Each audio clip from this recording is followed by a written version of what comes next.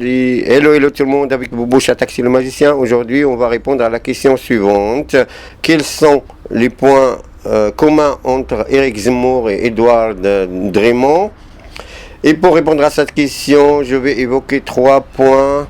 Le premier point, c'est le milieu populaire. Le deuxième point, c'est la bibliographie donc de chacun, qu'est-ce qu'il a écrit, qu'est-ce qu'ils ont écrit tous les deux. Et troisième point, qui finance Éric Zemmour et qui permet à Éric Zemmour de continuer d'exister dans le paysage médiatique français.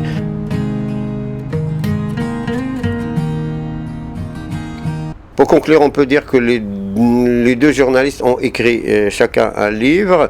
Chacun parle d'un ennemi de l'intérieur.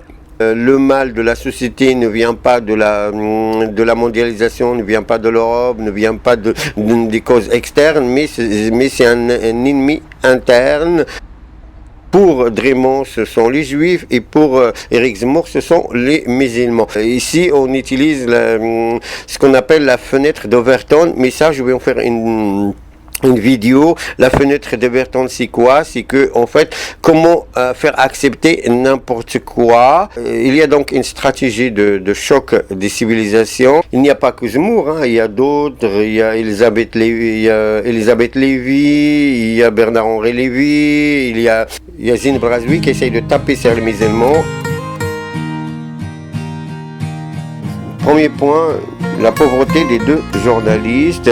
Dans le cas de Édouard Dremont, il faut savoir que Édouard Dremont est issu d'un milieu populaire, tout comme Éric Zemmour d'ailleurs, et c'est un fils d'un employé à l'hôtel de ville de Paris.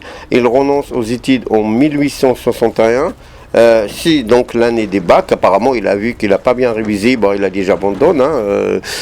C'est un journaliste à demi-clochard, hein. Après il a galéré à Paris, il voulait trouver sa dignité sociale, et après il a été adopté par le système, mais ce point-là on va y revenir. Dans le cas de Éric Zemmour n'est pas énarque. Il faut savoir qu'il a échoué à 2 reprises le concours d'entrée à l'ENA. D'ailleurs, il n'y a pas que lui, hein. Tout comme Najat Belkacem, il y a Desca, il y a aussi Henri Guinaud. Je récapitule, on a 3 personnes, on a Henri Guinaud, on a Sarah Knafo et on a Éric Zemmour. Henri Guinaud, il n'a pas Elena, Zemmour, il n'a pas Elena, Sarah Knafo, il est énarque. Sarah Knafo, il se tape Éric Zemmour, et Henri Guinaud, c'est le parrain, hein, c'est le garant, disons, de Sarah Knafo. Qui est Henri Guinaud? Henri Guinaud, c'est l'ancien conseiller de Sarkozy, mais on va revenir un peu sur ce lien entre Henri Guinaud, entre Sarah Knafo et Sarkozy dans le 3e point.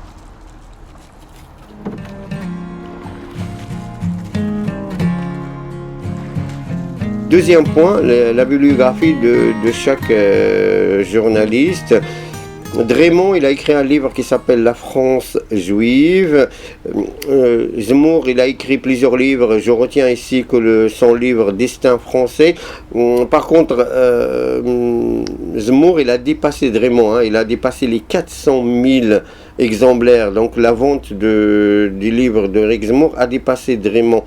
Il faut savoir aussi que Éric Zemmour n'a jamais été condamné par la justice pour ses livres. Pour ce qu'il a dit dans ses livres, il a été condamné par la justice pour provocation à la discrimination raciale et la haine religieuse dans des propos qu'il a tenus en dehors de ses livres, parce que les maisons d'édition, ils font attention, hein, avant de publier le livre, ils font attention. Donc il a été condamné pour les propos qu'il a tenus, par exemple dans des plateaux de télé ou dans les réseaux sociaux.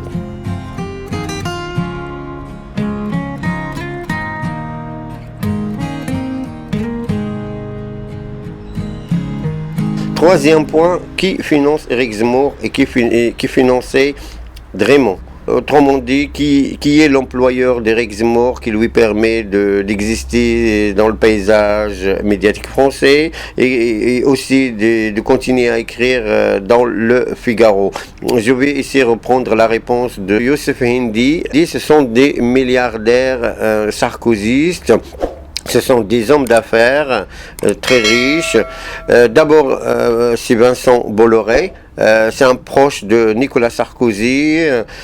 Deuxièmement, Dassault, hein, la famille Dassault, avec Olivier et Serge Dassault.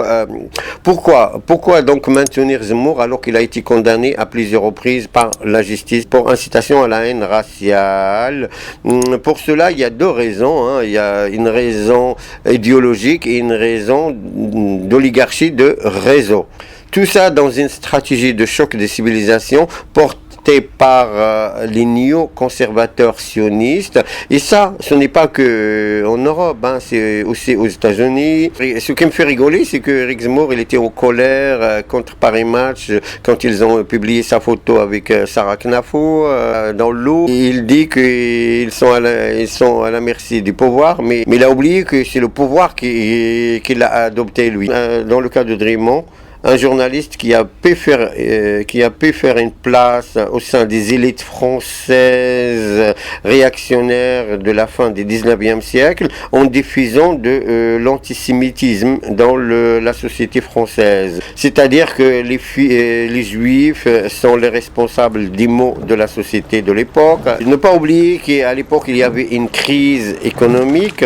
Il a réussi à être accepté par le système. On voit ici la mise en acceptabilité, y compris par des journalistes qui n'étaient pas antisémites au départ. Ils ont remarqué après qu'ils pouvaient vendre avec lui, qu'ils pouvaient gagner de l'argent avec lui, et du coup ils l'ont adopté. Et là, quand on parle d'antisémite, c'est l'antisémite au sens du 19e siècle. Là, c'est le discours de la haine.